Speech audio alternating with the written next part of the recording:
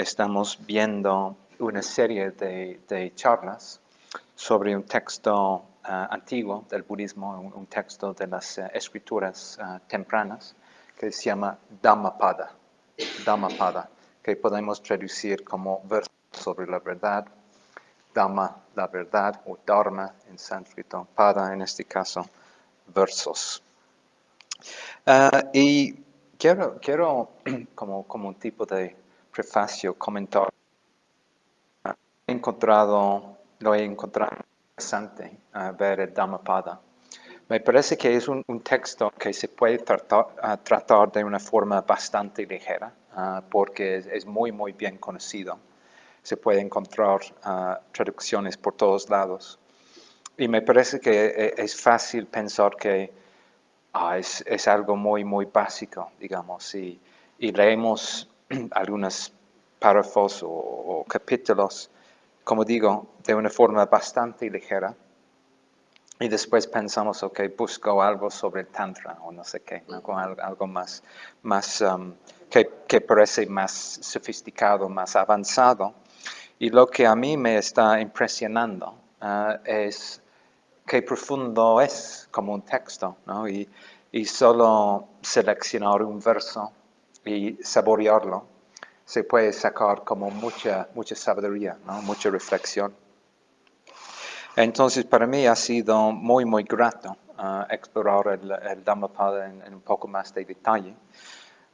Y pues, durante esta serie, y no vamos a ver todos los capítulos, quizás deberíamos en un futuro, pero la semana pasada, Sarajoti habló del capítulo que se llama Los Flores y la imagen principal, o la metáfora quizás principal, que sale en ese capítulo. Flores, ¿verdad? Las flores. Y capítulos distintos están organizados de formas distintas. Y entonces el capítulo que vamos a ver hoy es el capítulo 8 y se llama Los Miles, ¿no? Cuando estaba como preparando la charla o empezando a prepararlo, pensé, pues, si decimos que el título de la charla es Los Miles, pues, ¿a qué se refiere, no? Como no tiene mucho sentido, ¿verdad?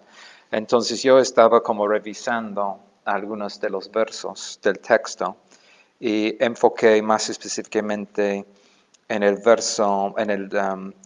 cuarto verso, que voy a regresar al verso al rato, pero voy a hablar de una forma general ahorita. Y ese verso habla de la idea de conquistar, ¿no? Conquistar particularmente uno mismo, o más bien ser conquistador, ¿no? Entonces yo pensé, sí, eso me llama la atención, ¿no? Conquistar, ¿no? El conquistador. Entonces yo escribí como, no recuerdo exactamente cómo redacté el título, pero con esta palabra, ¿no? Conquistador. Y un par de días después, Sarajoti muy amablemente me envió un correo diciendo, mira, me parece muy llamativo tu título sobre el conquistador, pero para muchos mexicanos o varios mexicanos, cuando escuchan la palabra conquistador, piensan en Cortés, ¿no? y la conquista, ¿no? de los españoles. ¿Qué tal si usamos la palabra el victorioso, ¿no? El victorioso. Y para mí era muy interesante porque yo no tengo esa asociación con la palabra conquistador. Y para mí era una lección en qué difícil es entender como el mundo de toda la gente, ¿no? Su formación, su acondicionamiento, su cultura. Y estaba caminando ayer, estaba pensando en conquistar, ¿qué es mi propia asociación con conquistar? Y no sé si van a saber, pero la única referencia es Guillermo el Conquistador, ¿no? William the Conqueror, del siglo XI. hace bastante tiempo, ¿no? Era la última vez cuando se invadió a Inglaterra, ¿no? En 1066, ¿no? Eso era mi propia asociación con conquistador. Bueno, entonces ya le he dado un poco de un tipo de vislumbre de uno de los temas que voy a tratar, que es conquistar uno mismo o voy a seguir con esa frase, sí, conquistar uno mismo. Pero lo que me gustaría hacer es escuchar el capítulo por completo.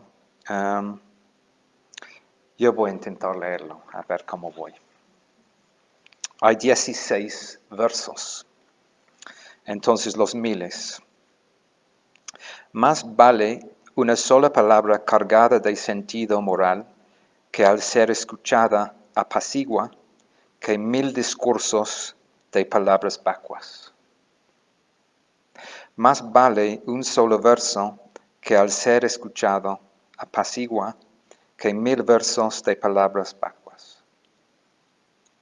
Más vale un solo verso que hable del Dharma que al ser escuchado apacigua que 100 versos de palabras vacuas que uno diga. Entre aquel que en un combate derrota a 1.000.000 de hombres y el que vence a uno solo, a sí mismo, este reportó mayor victoria. La conquista de sí mismo en el hombre que se ha dominado y actúa siempre autocontrolado vale más que la conquista de otros hombres. Ni un dios, ni un Gandharva, ni Mara, junto con Brahma, podrían transformar en derrota la victoria de un hombre semejante. Si ofreciera sacrificios 1000 veces cada mes durante 100 años y solo por un momento honrara a uno que se ha disciplinado a sí mismo, valdría más este homenaje que aquellos sacrificios que han durado un siglo. Si durante un siglo en el bosque adorara al fuego y solo por un momento honrara a uno que se ha disciplinado a sí mismo, valdría más este homenaje que aquel sacrificio que ha durado un siglo. Es mejor el homenaje que se rinde a aquellos hombres que siguen el recto camino. No valen su cuarta parte todos los sacrificios y las ofrendas que uno haga en este mundo durante un año buscando mérito. 4 cosas se acrecientan para aquel que rinde siempre homenaje y respeto a sus mayores: la vida, la belleza, la felicidad y la fuerza. Más vale la vida del hombre bueno y que medita, aunque dure solo un día, que la vida del hombre malo y sin control, aunque dure 100 años. Más vale la vida del hombre sabio y que medita, aunque dure un solo día, que la vida del hombre necio y sin control, aunque dure 100 años. Más vale la vida del hombre que se esfuerza empeñosamente, aunque dure un solo día, que la vida del hombre indolente y de escasa energía, aunque dure 100 años. Más vale la vida, aunque dure solo un día, del hombre que toma conciencia de que todo nace y todo perece, y que la vida, aunque dure 100 años, del hombre que no toma conciencia de que todo nace y todo perece. Más vale la vida, aunque dure un solo día, del hombre que tiene conciencia del estado que está más allá de la muerte, que la vida, aunque dure 100 años, del hombre que no tiene conciencia del estado más allá de la muerte. Más vale la vida, aunque dure un solo día, del hombre que conoce el supremo Dharma, que la vida, aunque dure 100 años, del hombre que no tiene conciencia del supremo Dharma. Me sentía que estaba en un examen de mi pronunciación. Muy bien. Y ya saben por qué se llama Miles el capítulo. Entonces realmente es un principio organizativo bastante ligero, ¿no?, en este capítulo, pero básicamente hay una comparación constante, ¿verdad?, con una cosa y otra cosa, y parece o sale claro que una cosa es mucho más, vale mucho más que el otro, aunque dura más tiempo, son menos, ¿verdad? Eso es la lógica general. Bien, y aunque hay solo 16 versos en el capítulo, creo que no voy a tener tiempo para analizar todos. Y entonces, en lugar de eso, he dividido el capítulo, o más bien la primera parte del capítulo, en 3 secciones. Entonces, tenemos la primera sección, que trata de los primeros 3 versos. Y después tenemos una segunda sección que trata de los siguientes 3. Y otro verso que trata de los siguientes 4. Y el tema de los primeros 3 es el tema de la comunicación, particularmente la comunicación significativa.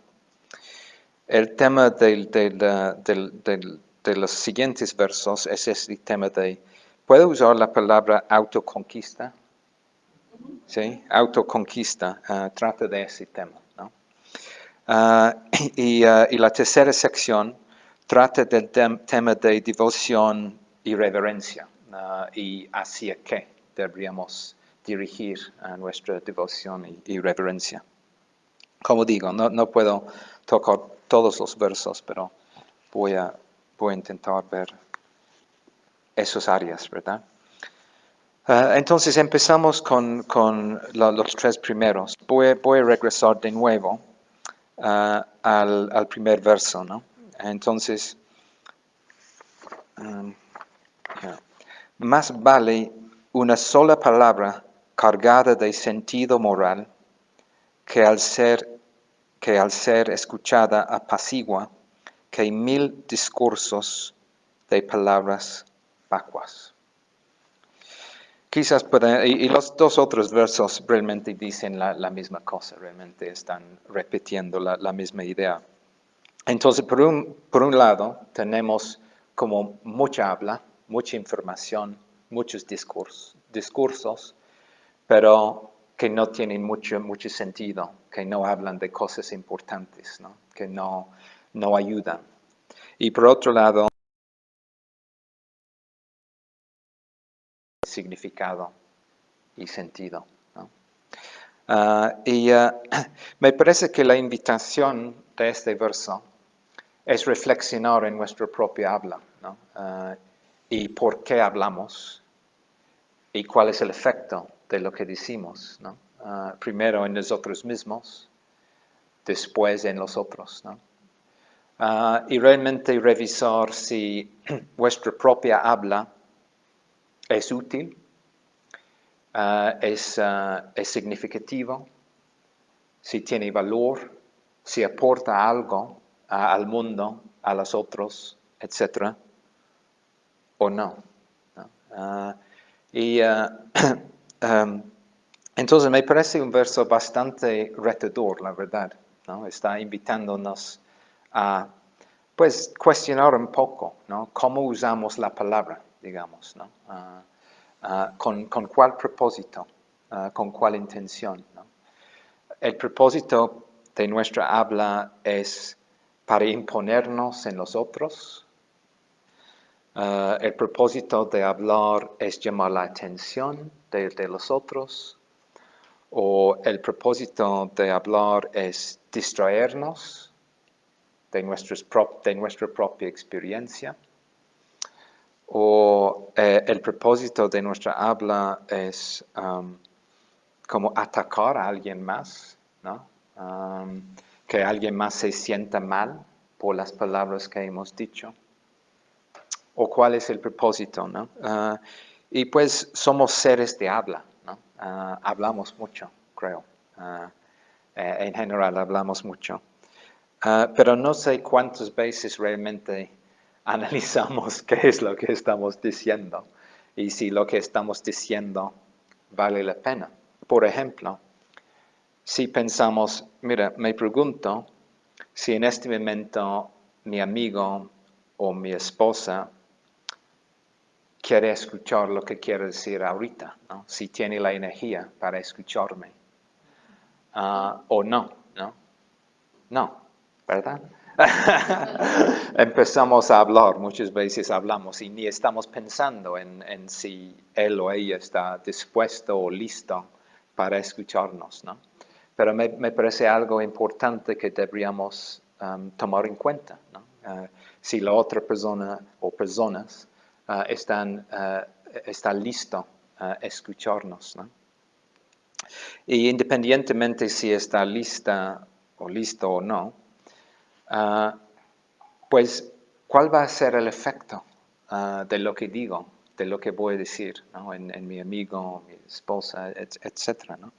En la persona en la tienda, en la persona donde sea, ¿no? Si por ejemplo, es muy común, creo, voy a poner un ejemplo. Estamos en una cola larga. Todo el mundo está un poco frustrado, obviamente, poco, ¿no? Como un poco irritado. Entonces, volteamos hacia la persona al lado y empezamos a quejarnos de lo que está pasando, ¿no? Y de la situación y cómo este banco, cómo es posible o lo que sea, ¿no? Entonces, por un lado, parece amable que estamos intentando como interactuar con la otra persona. Por otro lado, ¿qué es lo que estamos haciendo? Estamos alimentando una respuesta de queja, de frustración en ellos. Y eso no es hábil, eso no es bueno, eso no es saludable, esa actitud, ¿no? Pero me parece que es un ejemplo bastante cotidiano, ¿no? Que quizás, no sé si todos aquí hemos hecho eso, pero quizás varias. Yo he hecho, ¿no? Entonces, eso es la reflexión, ¿no? Sobre el impacto de las palabras que hablamos, ¿no? En los otros. Y realmente pensar incluso podemos pensar en nuestra habla como un tipo de ofrenda, un regalo a los otros, ¿no? Que algo que puede aportar algo a su vida, ¿no? Sabemos que cuando saludamos a cualquier persona, nuestra primera frase es ¿cómo estás? Decimos ¿cómo estás? Pero ¿nos interesa la respuesta o no? Yo siento que muchas veces que no, realmente es simplemente la forma de hablar, ¿verdad? Pero ¿qué tal si realmente cuando decimos ¿cómo estás? Que eso es lo que queremos saber, ¿no? Y estamos dispuestos a escuchar cómo está la otra persona, ¿no? Estamos dispuestos a escuchar a la otra persona.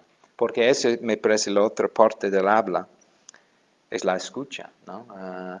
Es muy común que queremos hablar, sí, pero no tanto escuchar, ¿verdad? No tanto escuchar a la otra persona. Entonces, pues eso es la primera área, ¿no? Que quería tocar, este área del habla. Y ahora quiero entrar en este segundo tema sobre el autoconquista, ¿no? Que me parece una idea muy llamativa, muy interesante. Por cierto, iba a disculparme que estaba notando que la manera en que el texto está redactado, por lo menos en español aquí, se refiere constantemente a los hombres, pero obviamente incluye a las mujeres. Solo quiero destacar eso. Si hubiera estado más como al tanto, podría haber modificado, pero no lo hice. Pero en este caso significa los seres humanos, podemos decir, ¿no? Todos. Bueno, entonces, entre aquel que en un combate derrota a 1,000,000 de hombres o mujeres, y el que vence a uno solo, a sí mismo, este reportó mayor victoria. Ese realmente era el verso que me llamó la atención más que todos de este verso, por varias razones, me parece.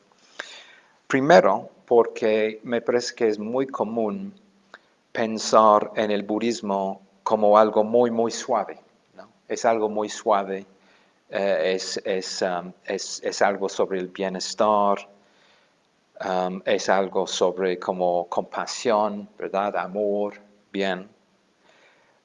Pero aquí estamos encontrando una metáfora militar, una metáfora militar, ¿no? Que está hablando de una batalla, ¿no? Está hablando de una batalla. Pero no está hablando de la batalla de matar personas, no está hablando de ese tipo de batalla que sabemos mucho de esas batallas, ¿verdad? Durante siglos y siglos y siglos. No está hablando de eso, está hablando de una batalla con uno mismo, ¿no? Y quizás para muchos la idea de batallar con uno mismo no les llama la atención como quieren, no sé, ser amables con uno mismo o amar a uno mismo o lo que sea. Y todo eso es válido, no digo que no es válido, pero si cualquier persona que ha tenido cierto nivel de experiencia de meditación o el intento de cultivar una vida más ética, va a saber que a veces es una batalla, ¿no? Pero ¿qué es lo que estamos batallando, ¿no? Estamos batallando nuestros propios hábitos, realmente, las tendencias de la mente constantes que tenemos.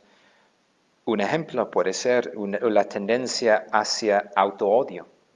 Es algo que necesitamos batallar. O la tendencia a siempre estar autocentrado. Necesitamos batallar eso, ¿no? La tendencia de pensar que somos mejores que todos. Hay que batallar, ¿no? Entonces, la vida en el Dharma, la vida budista, de cierta manera podemos decir es una batalla, ¿no? Y queremos ser victoriosos en esa batalla. Y para hacerlo, pues requiere varias cualidades, ¿no? Como determinación,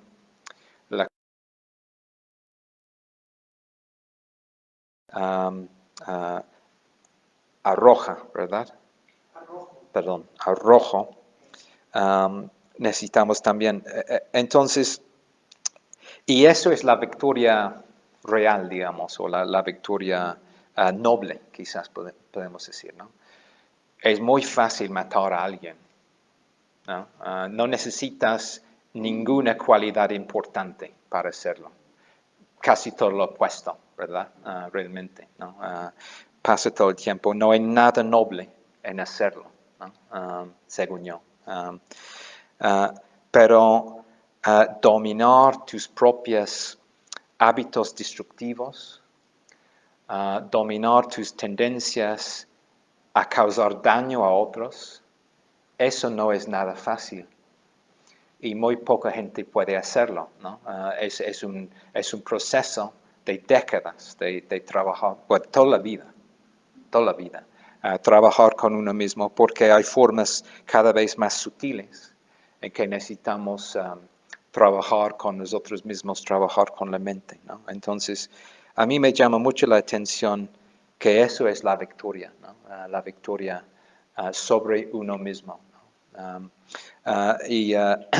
a fin de cuentas, la victoria consiste en soltar la obsesión con uno mismo, con la importancia de uno, con si me dan, si no me dan, si me ponen atención, si no me ponen atención. Soltar eso, ¿no?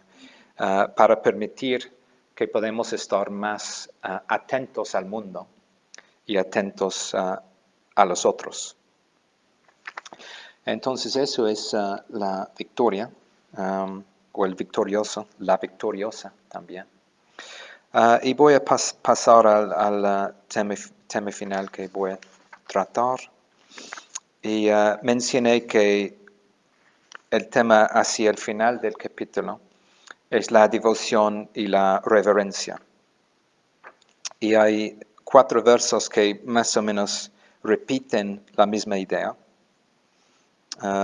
Y voy a leer el primero, perdón. De hecho, sale antes, ¿verdad? Sí, sale antes. Ok, entonces, un verso dice, si ofreciera sacrificios 1000 veces cada mes, durante 100 años, y solo por un momento honrara a uno que sea disciplinado a sí mismo, valdría más este homenaje que aquellos sacrificios que han durado un siglo. Quizás esta idea de sacrificio, como suena un poco raro y un poco lejos, un poco ajeno, no estamos hablando de sacrificios de personas, más bien estamos hablando de las tradiciones de India, donde se ofrece cosas al Dios. Alguien me estaba compartiendo recientemente que en un templo, por ejemplo, las mujeres sacrifician su cabello. Entonces cortan el cabello y ofrecen al Dios. Y también la persona me dijo, me compartió que después los sacerdotes venden el cabello y personas que quieren como cabello lindo, ¿no? Usualmente personas en lugares como los Estados Unidos compran ese cabello, pero eso no importa, pero es un ejemplo, ¿no? De un tipo de sacrificio. Entonces se contrasta ese tipo de acción con rindar homenaje a alguien que se ha disciplinado a sí mismo o sí misma. ¿De qué está hablando? Realmente está hablando del santo budista, quizás podemos decir, o el practicante ideal en el budismo, alguien que encarna las cualidades del budismo, como cualidades como sabiduría, compasión, etc. El iluminado, sí, el iluminado. Creo que es más amplio que eso, pero obviamente el iluminado. Entonces, me parece que lo que el verso y los siguientes quieren destacar es que qué bueno que queremos expresar devoción, qué bueno que tenemos la capacidad de honrar algo, pero ¿qué es lo que estamos honrando, ¿no? Y si realmente el objeto de nuestra devoción vale la pena, ¿no? Entonces, no sé si es una sorpresa o no descubrir que la devoción es muy importante en el contexto del budismo, pero la devoción se dirige más que nada hacia el Buda, ¿no? Y en términos más amplios, el Buda es el símbolo de la iluminación. Entonces, a través de la devoción, uno está abriéndose hacia el principio de la iluminación, la posibilidad de la iluminación, ¿no? Eso es la idea. Creo que hay un verso más adelante donde habla de varios seres celestiales y todo. Y rindar homenaje a ellos no vale lo mismo como rindar homenaje al Buda, ¿no? A ver, sí, quería como darles como una ilustración que me ocurrió de la película, no sé si tengo la traducción correcta, Los restos del día, The Remains of the Day, es una novela de un escritor británico de ascendencia japonesa, una película con Anthony Hopkins, no sé si han visto. Emma Thompson, exacto, Emma Thompson. Muy, muy buena película. Sí, Los restos del día.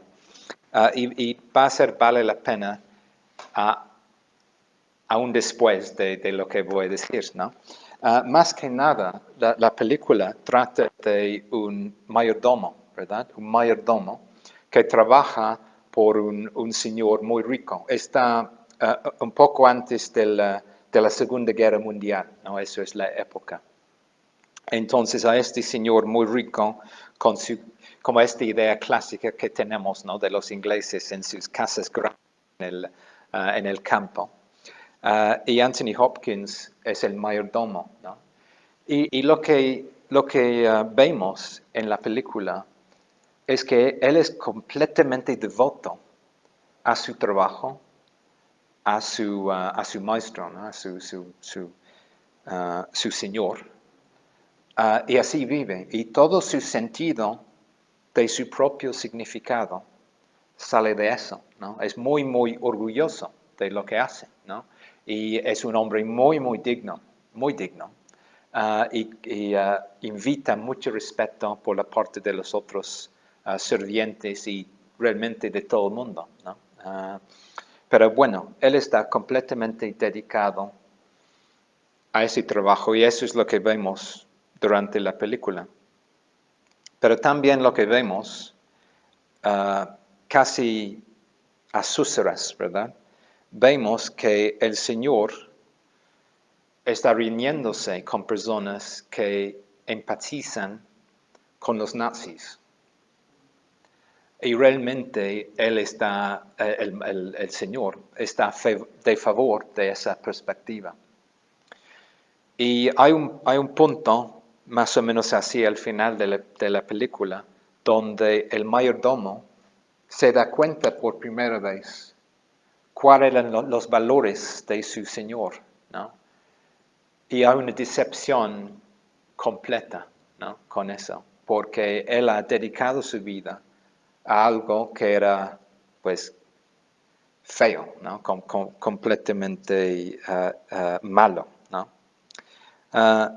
Entonces, sí tiene esas cualidades de devoción, ¿no? De dedicación, muchas cualidades nobles, pero él se da cuenta de que toda esa energía era dirigida en la dirección inadecuada, ¿no? Incorrecta. Entonces, eso era mi ilustración de esos versos. Deberíamos verla en el cine debate, ¿verdad? Sí, pues ya estoy pensándolo, ¿verdad? Ya salió. Entonces, creo que con eso voy a cerrar. Entonces, solo para como resumir, entonces, pues hemos tocado el capítulo que se llama Los Miles. Y en explorarlo he tocado tres temas principales. Primero era este tema de la comunicación significativa, ¿no? Que deberíamos hablar cosas que tienen valor y que aportan algo a otras. Segundo, este tema de la conquista, pero el autoconquista, ¿no? No conquistar a otras, sino conquistar a uno mismo.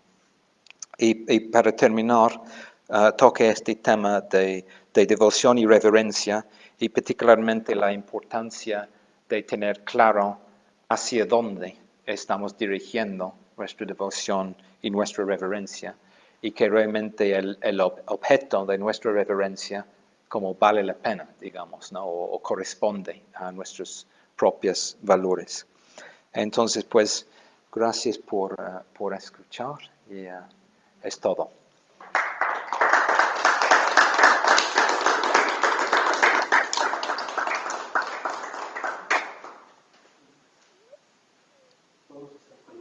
Podemos.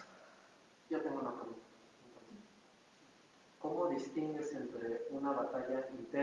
y simplemente auto-odio? Cuando dices batalla interna hacia el auto-odio, ¿cómo se distingue? Yeah. Entonces la pregunta es cómo distinguimos entre como la batalla noble adentro de uno mismo y un tipo de proceso de auto-odio. Pues probablemente no es fácil al corto plazo distinguir y probablemente es uno de nuestros problemas principales, ¿verdad? Como empezar a distinguir. Y yo creo que no hay una respuesta como fácil. Yo creo que es a través de la experiencia, a través de conocerte, sí, conocer uno mismo. Y yo digo también a través de amistad. Yo creo que eso va a ser una de las maneras en que vas a descubrir si realmente lo que estás haciendo, es un proceso de confirmar un tipo de auto-odio o si realmente estás en la batalla noble, ¿no? Puedo darte una respuesta teórica, ¿verdad? Que sería algo como si la base de la batalla es hábil o no hábil, pero muchas veces no es tan fácil saber eso, ¿no? Descubrir tus propios motivos y emociones y todo. Y yo digo que ahí, pues por un lado, la comunicación, ¿no? La amistad, y con el tiempo también la meditación, porque con el tiempo uno empieza a tener más claridad sobre cómo uno está usando la mente, cómo uno está relacionándose con uno mismo. Pero yo creo que no es algo que va a salir así, ¿no? Es un proceso de autoconocimiento, me parece. Entonces, quizás por esa razón, obviamente hay que tener cautela en usar este tipo de lenguaje, ese tipo de estrategia, ¿verdad? Y pues hoy hemos practicado metta bhavana, ¿no? El cultivo de amor incondicional. Quizás va a sonar como un tipo de contradicción, pero me parece que mientras más meta tenemos, hay más posibilidad de entrar en la batalla noble, ¿no? Porque tenemos la plataforma adecuada para hacerlo, ¿no? Si nuestro punto de empezar es de muy poco autoestima, por ejemplo, o hasta auto-odio, y entramos en este lenguaje de vencer uno mismo, lo más probable es que esta parte de uno que tiene el auto-odio va a apropiar la batalla de una forma negativa, ¿no? Entonces sí es algo sutil. Una pregunta. ¿Qué significa conquistarse a uno mismo? Yeah. La pregunta es ¿qué significa conquistar uno mismo? Yo creo que puede significar muchas cosas distintas. Quizás una... a mí me parece dejar de ser una víctima de uno mismo, ¿no? ¿Y qué significa ser una víctima de uno mismo? Me parece que a veces nos sentimos que somos incapaces de lidiar con nuestros propios estados mentales, con nuestros propios hábitos, con nuestros propios miedos, etcétera, ¿no? Y seguramente han vivido momentos así cuando te sientes que afuera de control incluso, ¿no? Afuera de control estás quizás hablando de una forma odiosa hacia alguien más o hacia ti mismo. Entonces sí, dejar de ser dominado por hábitos que nos limitan, ¿no? De una manera significa iluminarse, obviamente, conquistar a uno mismo, pero eso es un lenguaje muy particular. Y otra manera de decirlo sería realmente darse cuenta de que ese yo que siempre estamos intentando proteger es una historia que tenemos en la mente, ¿no? Y soltar esa necesidad para siempre sentir a alguien importante, alguien digno, que me valoran. Todo este proceso de autoobsesión que tenemos, ¿no? Que está pasando adentro, y quizás piensas, pues yo no soy así. Todos somos así, y es simplemente una cuestión de hasta dónde podemos verlo. Y entonces una parte del proceso de conquistar uno mismo es enfrentar a uno mismo con mucho más honestidad, ¿no? Y realmente reconocer qué es lo que pasa, ¿no? Qué es lo que pasa dentro de uno.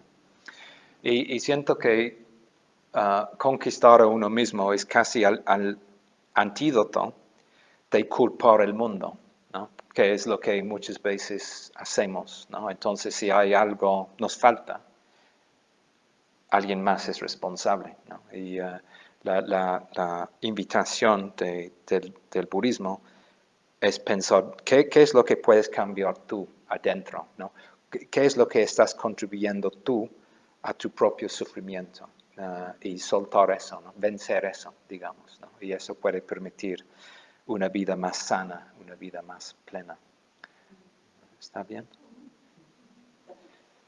Yeah. Yo creo que es un tema que podemos explorar mucho más y me parece un punto de reflexión bastante interesante, ¿no? Como quizás puede ser yo soy mucho de las tareas, puede ser una tarea para todos pensar, para nosotros, ¿qué significaría conquistar nosotros mismos, ¿no? ¿Qué es el demonio, quizás podemos decir? ¿Qué es el demonio que necesitamos conquistar adentro, ¿no? Y a ver qué sale. Entonces, pues, muchas gracias por estar y pues seguimos la siguiente semana. Gracias.